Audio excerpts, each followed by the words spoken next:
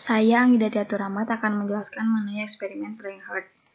Jadi, tujuan dari eksperimen ini adalah menunjukkan bahwa atom hanya dapat menyerap energi diskrit atau tertentu saja. Dimulai dari teori dan model atom, dimulai dari ada John Dalton, terus ada J.J. Thomson, Ernst Rutherford, Niels Bohr, barulah sampai ke model kuantum. Nah, jadi pada tahun 1913, Niels Bohr ini menyatakan bahwa tingkatan energi itu bersifat diskrit atau tertentu saja. Nah, jadi kan ada tingkatan-tingkatan untuk ditempati oleh elektron. Nah, jadi besarnya itu tertentu. Nah, beda kan sama yang dijelaskan oleh fisika klasik. Bahwa di fisika klasik itu menyatakan bahwa nilainya itu kontinu.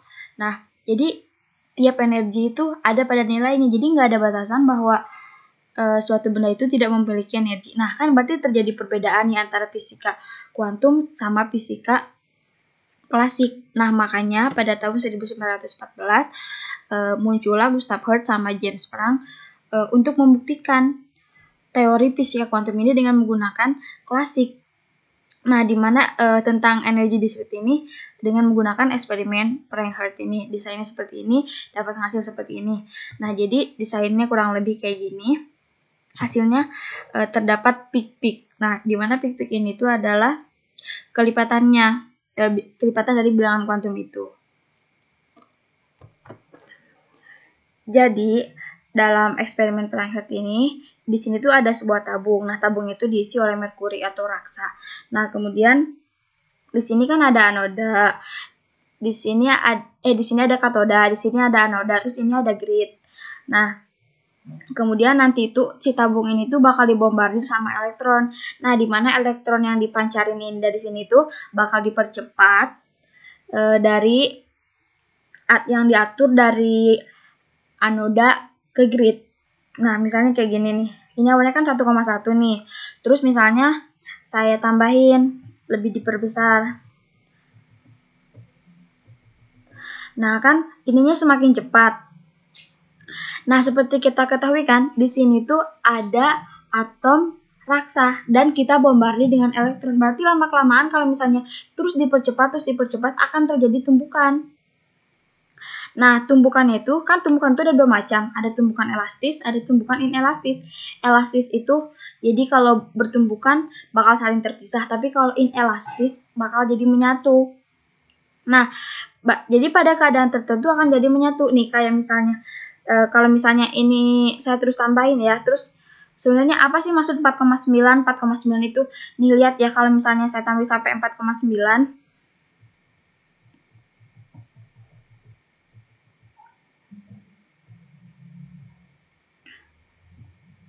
Nih, 4,9 kan ini peaknya di sini. Nah, pada saat 4,9 itu tumbukan antar elektron itu inelastis, jadi saling menyatu. Berarti kan kalau misalnya saling menyatu nih, berarti energi kan elektron itu punya kecepatan. Nah, berarti kalau misalnya ketemu atau bertumbukan langsung sama si Hg ini, si raksa ini, berarti dia akan memberikan energi dia ke raksa. Makanya nih kalau misalnya ditambah lagi kecepatannya akan menjadi berkurang. Dimana harusnya akan menjadi mundur. Kenapa? Karena energi yang dia punya itu sudah diberikan. Jadi makanya kan arus ini tuh representasi dari banyaknya elektron. Jadi kalau misalnya udah diberikan berarti energinya juga semakin sedikit. Nah, jadi hubungan itu kan kalau misalnya kita semakin banyak semakin tambahin tegangannya, berarti bakalan semakin cepat dong elektronnya. Percepatan elektronnya bakalan semakin cepat. Nah, berarti kan kalau semakin cepat, berarti arusnya juga bakalan semakin tinggi. Toh berarti jadi waktu dari katoda ke anodanya bakalan semakin cepat lagi. Tapi ingat kalau di sini tuh ada raksa. Dimana kalau misalnya semakin cepat, berarti bakalan semakin cepat untuk menumbuk juga. Makanya akan terjadi inelastis. Jadi kalau misalnya dilihatin banget, ini tuh kayak gini. Kalau misalnya kecepatan tegangannya kecil, sangat lambat sekali. Tapi kalau misalnya kita percepat nih, nah awalnya kan kayak ini masih elastis ya, tidak menyatu. Tapi kalau semakin kita percepat, nih dia pergerakannya makin cepat dan tumbukannya inelastis. Nah, kayak gitu. Jadi kalau misalnya kita terus naikin, dia bakal mengulangin hal yang sama sampai dia di kelipatannya itu. Jadi semakin kita naikin, naik terus nanti kalau misalnya kelipatan dari yang tadi udah bertumbukan nih, misalnya 4,9 kali 2 berarti di 9,8 kan. Nih di 9,8 ini arusnya di sini ini kan arus ya. Nih perhatiin arusnya, kalau misalnya dinaikin lagi nih tegangannya. Noh, arusnya tuh mundur. Nah, itulah yang dimaksud dengan berkurangnya elektron tuh bukan elastik itu.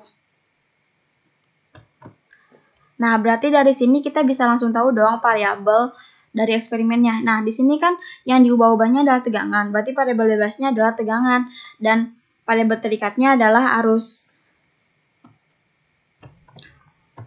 Oke, kita lanjut ke eksperimennya. Nah, eksperimennya itu di sini alat yang digunakan adalah seperangkat alat Frank-Hart apparatus. Nah, di sini ada beberapa tombol, ada heater untuk memanaskan tabungnya. Nah, tabung itu yang nanti akan dipanasin. Di sini ada 3. Nah, tapi nanti kan untuk menaikkan tegangan di sini kita pakai ini. Entah yang ini atau yang ini, pokoknya nggak tahu. Nah, didapatkan data seperti ini. Nah, di sini tuh dibikin ada 4 percobaan. Percobaan 1 sampai 4. Nah, dengan menggunakan potensial diubah-ubahnya dari 2 sampai 40. Nah, sebenarnya ini bisa aja kalau misalnya kita ngolahnya satu percobaan dibikin satu grafik. Tapi pas saya juga ngolahnya gitu, tapi ternyata pas sudah diolah ternyata itu sama aja, peaknya itu sama aja. Jadi peak di sini itu 18, peak di sini itu 18, di sini 34, di sini 52, di sini 72. Atau sebenarnya karena ini sama aja, jadi bisa aja kalau misalnya kita rata-ratain terus di sini jadi cuma satu gini. Kan ini sebenarnya mirip ya kayak yang grafiknya Frank-Hart. Tapi karena ini yang digunakannya adalah gas neon kan, Frank-Hart itu menggunakan raksa, di sini menggunakan neon. Di sini tuh 18, di sini 34, di sini 52, di sini 72. Nah, jadi berarti kan kalau misalnya ini tuh kan di sini ada penurunan arus. Nah, di sini tuh kayak memberikan info penurunan arus itu berarti jumlah elektronnya itu udah buat mencapai katoda itu dengan pemercepat itu berkurang karena tadi udah terjadi tumbukan. Nah, berarti kalau tumbukan antara elektron dan neon. Jadi untuk si elektron itu bisa sampai ke katoda itu bakal berkurang karena energinya juga udah semakin lemah gitu. Nah dari sini tuh berarti kita dari peak ini tuh yang merepresentasikan itu kita bisa tahu dong bahwa penyerapan energi ini tuh diskrit atau tertentu. Jadi cuman pada peak tertentu aja nih. Nah, nggak sembarangan. Terus kan sebenarnya Niels Bohr itu kan menyatakan bahwa energinya itu adalah kelipatan dari suatu nilai kuantum dasar. Jadi kan kalau misalnya tadi Frank-Hart itu kan 4,9, keduanya 9,8. Nah, kalau untuk eksperimen ini tuh kan di sini 18. Kalau 18 kali 2 itu kan 36, tapi di sini tuh 34. Ada selisih gitu. Terus 18 kali 3 48, tapi di sini tuh 50-an. Nah, kenapa sih itu terjadi? Padahal ini grafiknya udah mirip gitu. Nah, sebenarnya itu tuh terjadi karena kan si tabung itu tuh dipanasin. Nah, berarti kalau dipanasin terus-menerus tuh tabungnya tuh nggak terjaga secara konstan. Nah, berarti kalau gitu berarti tabungnya tuh akan jadi panas. Nah, berarti si elektronnya tuh akan dapat energi thermal. Jadi jadinya tuh bergeraknya tuh vibrasi gitu, bergerak acak. Jadi ketika dikasih potensial pemercepat juga sukar, susah gitu. Nah, jadi berdasarkan eksperimen ini kesimpulannya adalah yang dilakukan oleh Frank-Hart itu sesuai dengan yang dinyatakan oleh Niels Bohr bahwa misalnya suatu energi itu bersifat diskrit. Nah, dan pada eksperimen ini tuh menunjukkan bahwa atom itu menyerap energi pada tertentu saja atau diskrit. Sekian.